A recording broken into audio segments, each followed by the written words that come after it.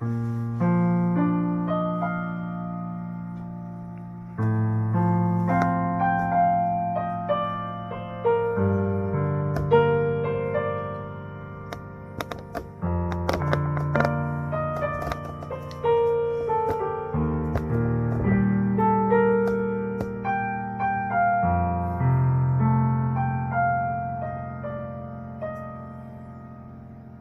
sudah mulai nampaknya.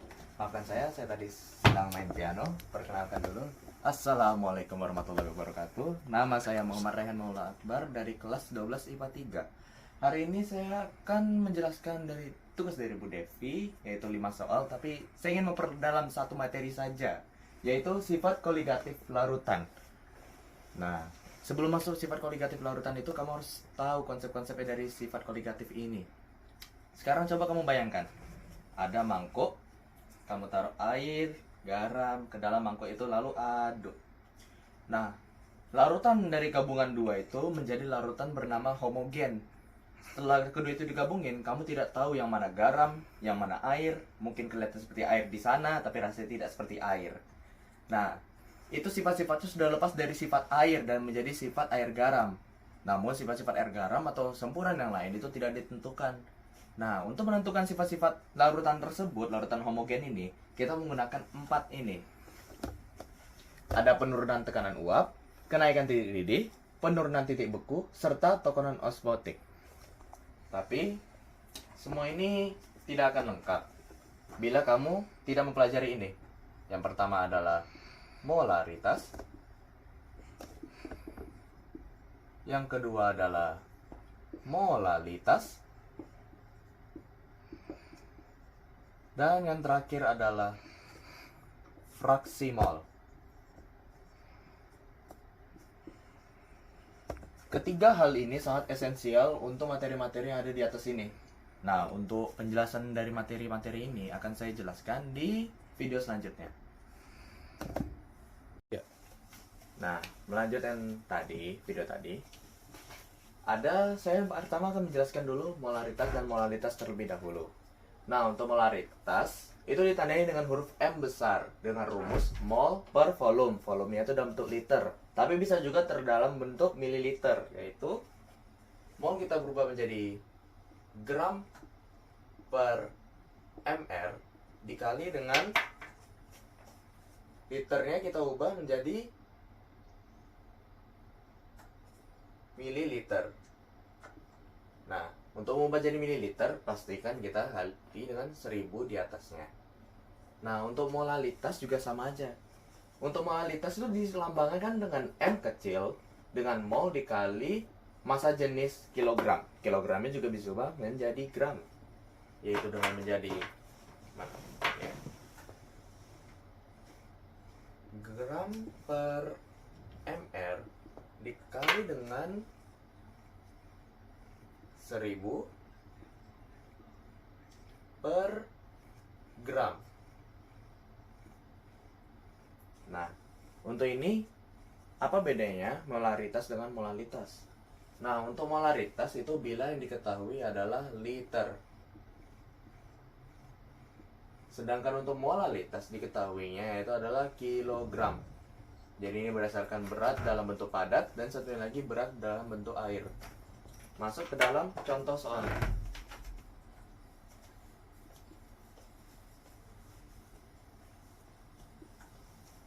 Contoh soal yang pertama gampang aja. Tentukan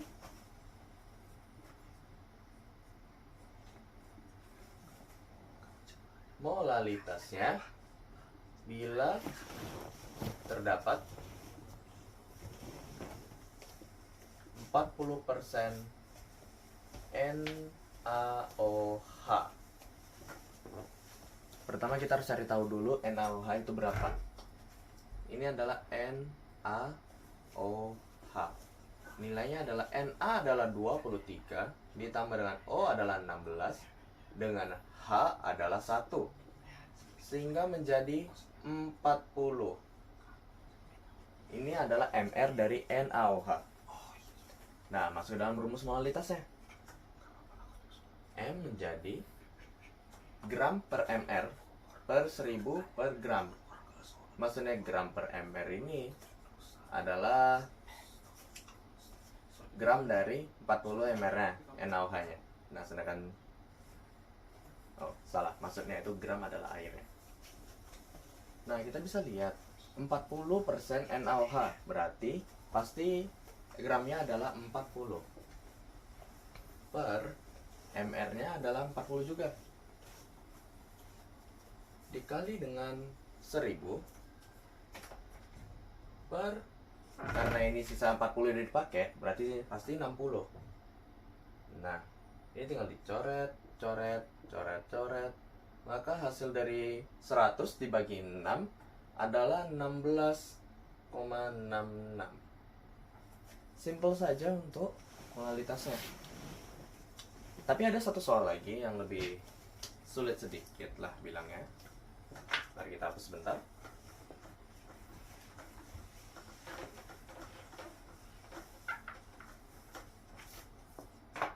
Misalnya yang dicari bukan molal atau molaritasnya, melainkan yang kita cari adalah NaOH yang terlarutnya.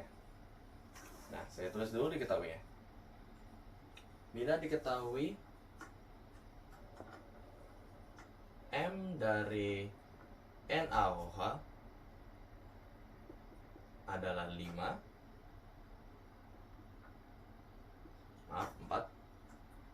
dan di dalam 250 gram air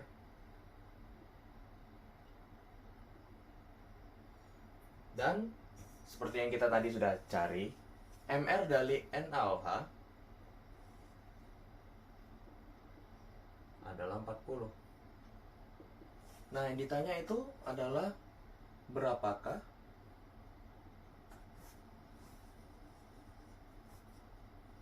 NaOH yang terkandung.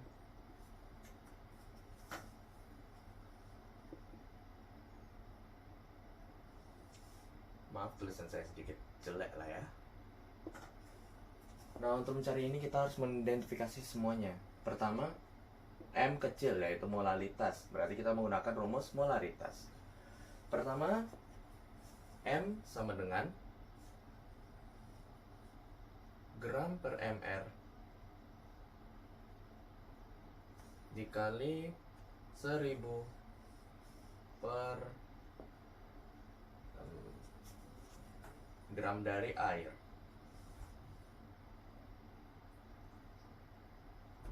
Yang diketahui adalah M adalah dengan 4 sama dengan gramnya nggak diketahui, bolehlah kita tambahin dengan X saja.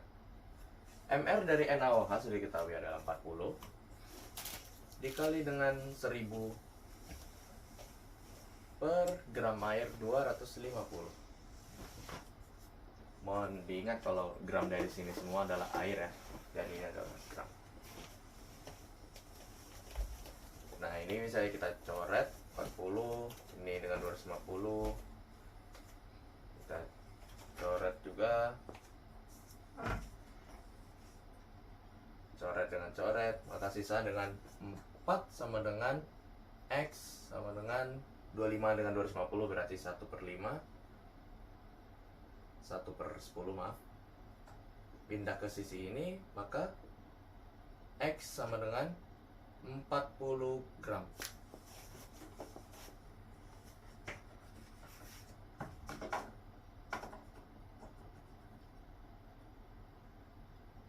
Begitulah, sebanyak situlah NaOH yang terkandung dalam larutan ini.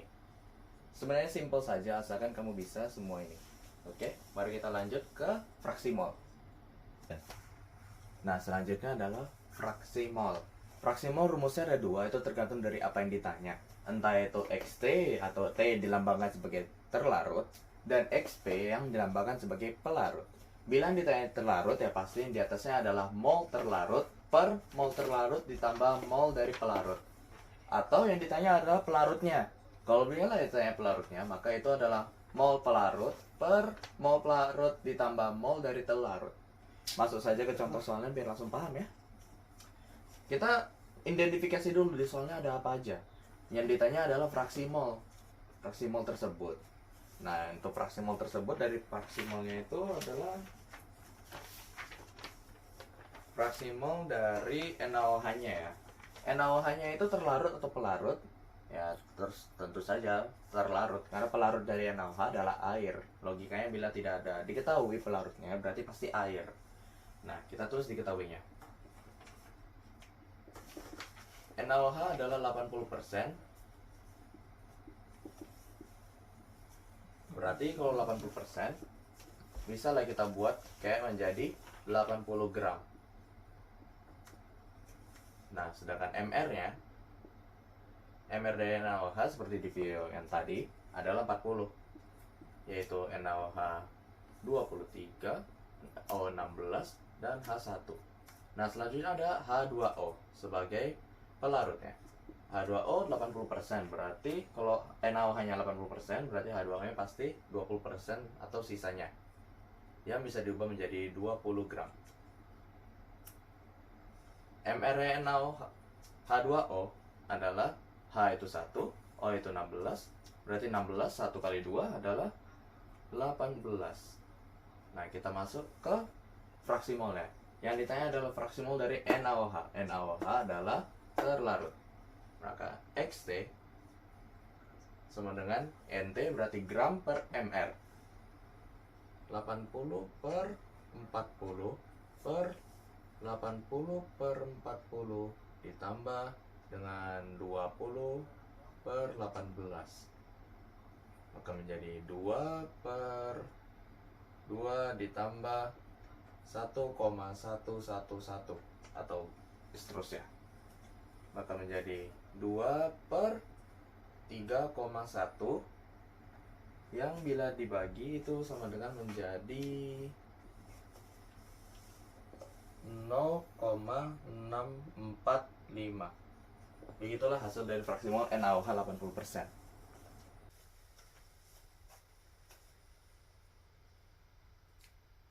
Oke. Setelah mempelajari apa itu molaritas setelah fraksi mol juga, sekarang kita masuk kepada 4 sifat utama dari koligatif larutan. Yang pertama kita bahas adalah penurunan tekanan uap. Penurunan tekanan uap ini sendiri itu ditandai dengan P. Nah, untuk penurunan tekanan uap itu ada 2 rumus. Sebenarnya mereka sama aja, yang beda cuma satu aja. Nah, yang rumus pertama dan kedua, non-elektrolit, yaitu P sama dengan P0 dikali fraksi mol dari pelarut. Tapi elektrolit juga sama, P sama dengan P0 dikali fraksi mol pelarut, cuman ditambah dengan dikali dengan I. Ini diketahui bila senyawa yang kita cari itu merupakan pengantar dari elektron lah bilangnya. Sedangkan ini segitiga P. Apa itu segitiga P ya? Nah, segitiga P ini sendiri adalah perubahan tekanan uap, yaitu tekanan uap awal dikurang dengan tekanan uap akhir. Nah, itu ditandai dengan P0 pelarut dikurang P larutan. Biar lebih memahami materi dalamnya ini, langsung aja kita masuk ke contoh soalnya. Soal ketiga saya. Bila tekanan uap air pada suhu kamar adalah 760 mmHg, maka tentukanlah glukosa 18% dengan suhu yang sama. Pertama kita tulis dulu diketahuinya. Pertama ada glukosa 18%. Maka glukosa sama dengan C6H12O6 adalah 18%. Nah, dari 18% ini bisa kita berasumsi lah kalau glukosanya ini adalah 18 gram. Karena 18% dari 100 adalah 18. Nah, untuk MR-nya, C adalah 12, H adalah plus 1, dan O adalah 16. Nah, ini kalau dikali artinya 12 dikali 6 ditambah 1 dikali 12 ditambah 16 dikali 6. Kalau ditotalin bila memakai kalkulator Anda sendiri ya, ada 180. Totalnya adalah 180. Setelah glukosa ada apa lagi di sini? Ya, betul. Air. Air ini disimbolkan dengan senyawa H2O. Yang kita bisa berasumsi bahwa kalau glukosanya 18%, berarti airnya itu kurang dari 18%-nya. Kalau kita anggap 100% dikurang 18 berarti airnya adalah 82 gram. Nah, untuk MR-nya air, H adalah 1 seperti tadi dan O adalah 16. H1 dikali 2 sama dengan 2 ditambah dengan 16, maka 2 ditambah 16 sama dengan 18. Nah, kita semua sudah ketemu. Sekarang masukkan ke dalam rumusnya. Kalau kamu nanya, kenapa mana PN0-nya? Ini PN0-nya. Maka P0 sama dengan 760 mmHg. Kita masukkan ke dalam soalnya. Pertama kita cari aja dulu fraksi mol pelarutnya, yaitu pelarut dari sini glukosa atau air, tentu saja air. Karena yang melarut semuanya adalah air. X dari air sama dengan rumus dari sebentar ya. N air ditambah dengan N dari glukosa per N air. Kita ikutin dengan apa yang ditanya. Nah, rumus dari N adalah gram per mr. Bisa dilihat di sini. Rumusnya adalah gram per mr. Maka N air atau bisa dibilang 82 per 18 ditambah dengan 18 per 180 dan di atasnya adalah 82 per 18. Kalau ditotalin maka menjadi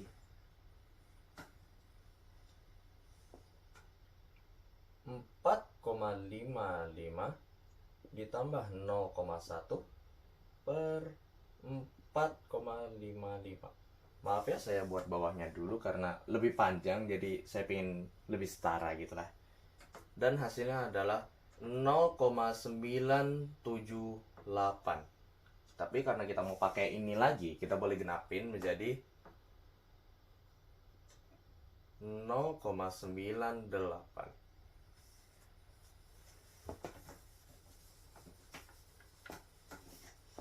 Nah, P-nya udah ketemu, XP-nya atau X air. Bolehlah kita masuk langsung. Maka rumus dari P sama dengan P0 dikali X air. P0-nya adalah 760 mmHg dikali dengan 0,98 menjadi 744 mmHg. Nah, apakah sudah siap? Tentu saja belum. Kita harus cari dulu terakhir adalah perubahan dari penurunan uapnya, yaitu dengan P0 dikurang dengan P larutan, atau bisa dibilang P awal dikurang dengan P akhir. P awalnya adalah 760 dan P akhirnya adalah 744. Maka menjadi 760 dikurang dengan 744,8. Maka sisanya menjadi 15,2 mmHg. Dan siaplah materi ini. Untuk selanjutnya kita akan bertemu lagi di next materi.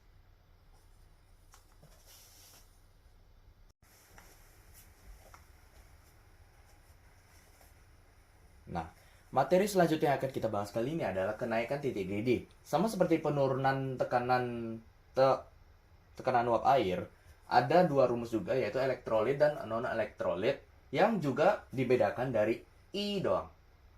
Nah, untuk rumus dari kenaikan titik didih adalah delta TB sama dengan molalitas dikali dengan KB. Dengan rumus akhir, perubahan TB sama dengan TB larutan dikurang dengan TB pelarut atau TB awal dikurang TB akhir. Nah, sekarang kita langsung masuk ke soalnya saja supaya lebih memahami materi terhadap titik didih ini. Nah, di sini ada soal glukosa di dalam 2 kg air dengan KB 0,52 mendidih pada suhu 100,65 derajat Celcius. Tentukan massa glukosa yang dilarutkan. Nah, tapi yang di sini tanyanya adalah massa glukosa. Tapi di sini nggak ada massa. M ini pun molalitas. Nah, di sini kita jangan lupa rumus dari molalitas. Kita tulis dulu diketahui apa aja diketahui dalam soal ini. Pertama, glukosa. Glukosa itu adalah C6H12O6. Yang bila masih ingat video yang materi sebelumnya, itu memiliki MR 180. Terus ada 2 kg air. Dan ada Kb sebanyak 0,52.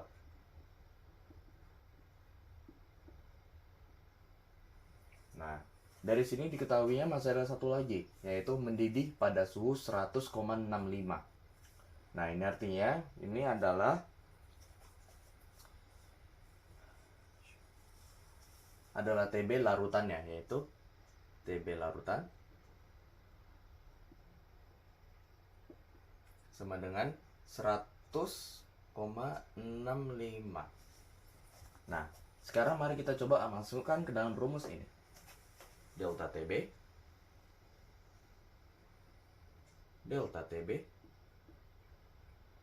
sama dengan M dikali KB. Kenapa saya nggak nulis I di sini? Karena glukosa merupakan salah satu larutan yang tidak bisa mengantarkan listrik. Berarti tidak termasuk ke dalam larutan elektrolit. Maka kita pakai yang non-elektrolit saja.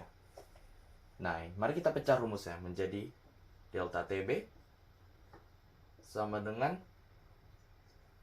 molar. Masih ingat rumus molar? Ya, kalau ada yang lupa, itu adalah gram per mr dikali dengan 1000 per gram lagi. Tapi ini adalah gram dari massa jenis. Nah, sekarang kita harus cari dulu delta TB-nya dari mana. Nah, ini dia rumusnya. Delta TB sama dengan TBL dikurang dengan TBP. TBL udah diketahui, yaitu 100,65. Lah, kalau untuk pelarutnya kayak mana cara nyarinya? Itu ada secara default, yaitu air. Air secara umum itu memiliki titik didih sebesar 100 derajat Celcius. Jadi bisa kita asumsi bahwa delta TB-nya atau perubahan panasnya adalah 0,65. Nah, mari kita masuk ke rumus ini lagi. Ini dipanjangin menjadi 0,65 sama dengan, nah ini dia gram glukosa. Ini sudah diketahui. Maka kita boleh lihat sini menjadi X per MR dari glukosa adalah 180 dikali dengan 1000 per gram. Ini di mana? Ya, ini dia.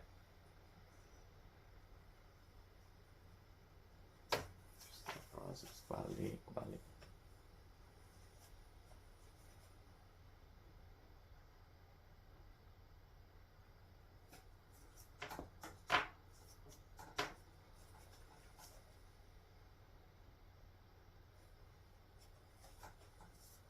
Ya, benar.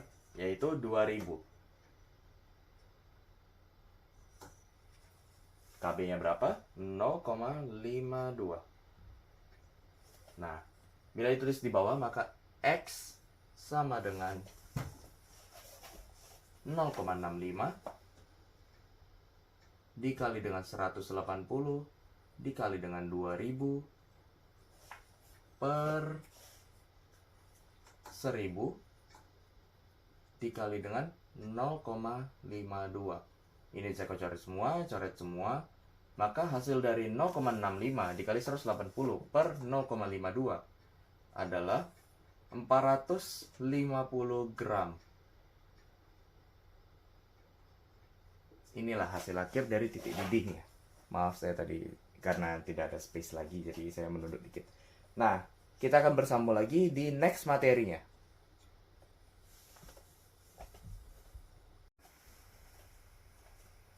Nah, masuk ke materi selanjutnya yaitu penurunan titik beku.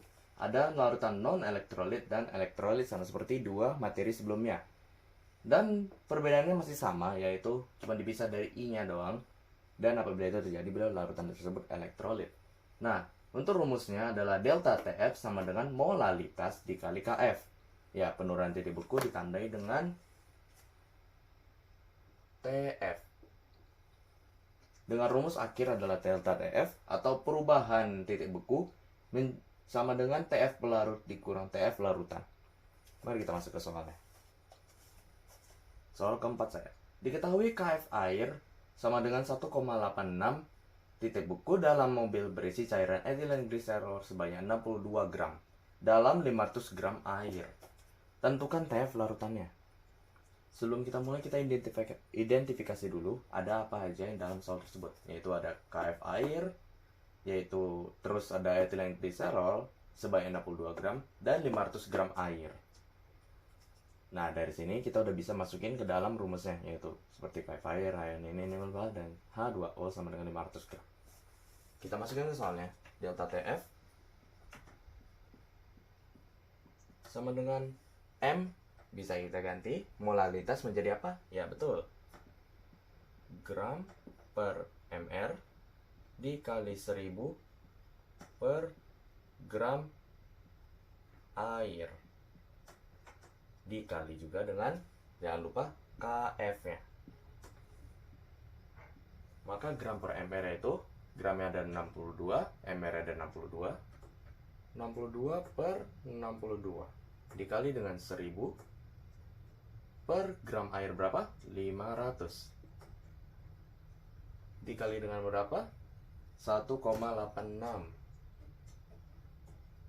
Ini kita coret-coret, kita coret ini jadi tinggal 2. Maka delta TF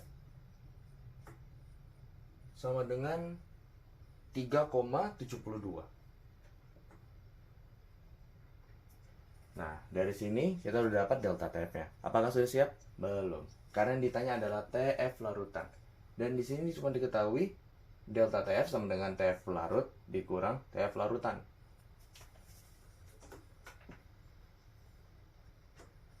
Delta TF sama dengan TF larut dikurang TF larutan. Kita bisa ubah menjadi TL atau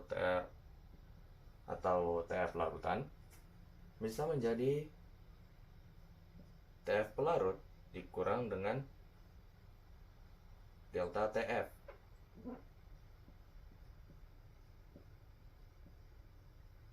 Nah, tapi TP-nya tak larut, tidak diketahui. Kenapa bisa diketahui? Sebenarnya diketahui, cuman harus diingat secara umum saja. Kalau air memiliki pelarut sebesar 0 saja, memiliki TF sebesar 0, titik bekunya itu berdasarkan cuman 0. Itu di air. Nah, delta TF dari diketahui yaitu 3,72. Maka TF dari larutannya adalah negatif 3,72 derajat Celcius. Mari kita lanjut ke materi terakhir kita, yaitu tekanan osmotik.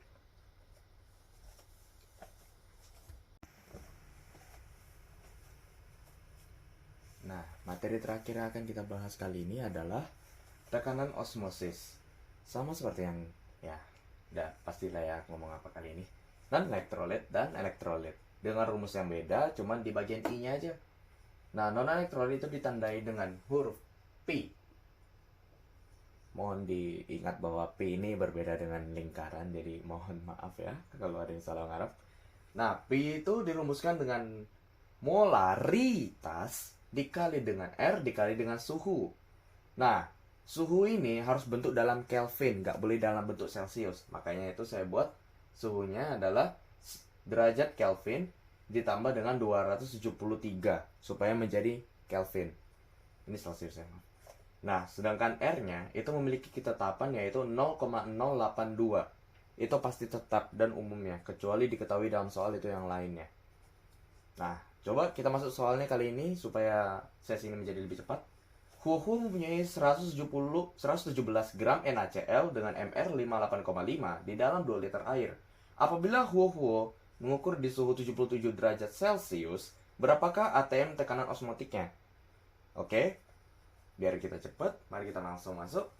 Pertama cari dulu yang diketahui, yaitu ada R.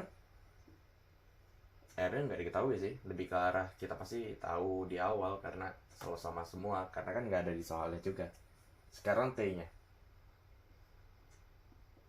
T-nya di sini 77 derajat Celcius. Kita harus ubah ini menjadi Kelvin, yaitu jadinya 77 derajat Celcius ditambah dengan 273 menjadi 350 Kelvin. Oke, masuk ke ini. Ada 117 NaCl yang memiliki MR 58,5. Nah, kali ini saya menggunakan NaCl, yaitu salah satu larutan yang memiliki asam kuat sehingga bisa mengantar listriknya. Jadi termasuk dalam larutan elektrolit. Maka kita harus cari I-nya. Rumus I adalah 1 ditambah N kurang 1 alpha. Untuk elektrolit kuat, alpha mereka pasti 1. Sedangkan untuk N-nya, itu adalah jumlah ion yang dimiliki oleh NaCl. NaCl memiliki cuma 2 ion saja. Jadi kita tulis 1 ditambah 2 kurang 1 dikali dengan 1. Maka menjadi 1 ditambah 1. Maka I-nya adalah 2. Nah, dari sini kita boleh masuk. Maaf, salah rumus. P sama dengan M dikali R dikali T dikali I. M-nya adalah molaritas.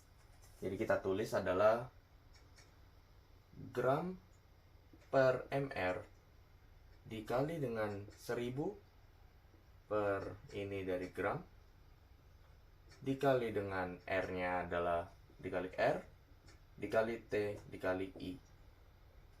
Gramnya ini adalah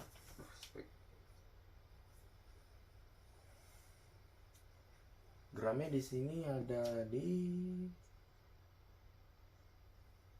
ini deh, 117 dibagi dengan MR-nya adalah 58,5 dikali dengan 1000 per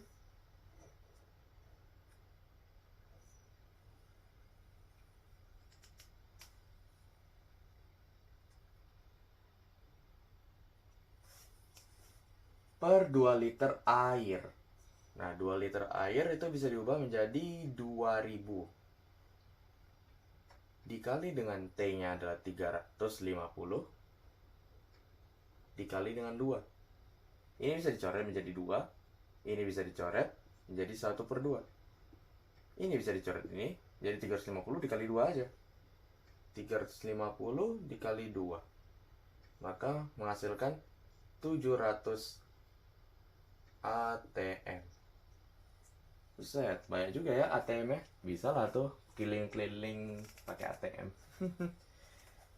Nah, semua ini sudah selesai. Kita sudah merecap semua pelajarannya.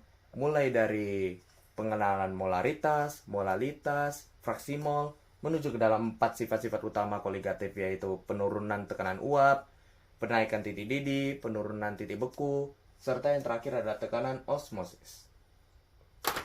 Nah,